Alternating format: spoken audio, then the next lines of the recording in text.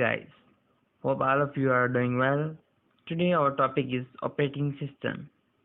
What is operating system and for which purpose is it used?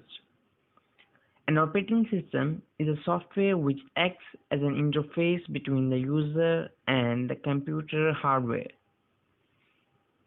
As the computer can just interpret the binary language and the human cannot interpret the binary language. So you need an interface or a translator between them to translate their languages.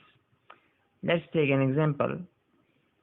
If you are traveling abroad and you may not know the language in the abroad country or in the country in which you are traveling, so you need a translator to translate their language. Similarly, the computer needs a translator to translate the human language or a common language into a binary numbers.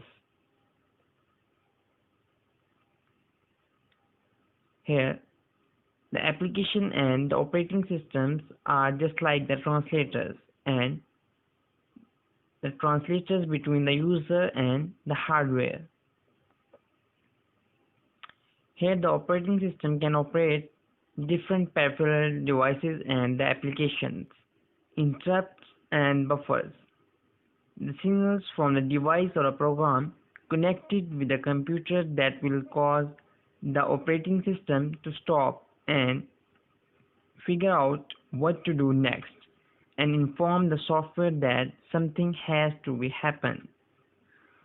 For example, if a printer device is connected with the two PCs, means the two personal computers, and if a PC1 gives a command to print out, and similarly the PC2 also gives a command to print out. Here is the interrupt signals, so the computer operating system stops and finds how to do next. There are the different interrupt controllers to control the different devices. There are different peripheral devices to the computers, and there are different commands which are given by the humans or the different operating systems.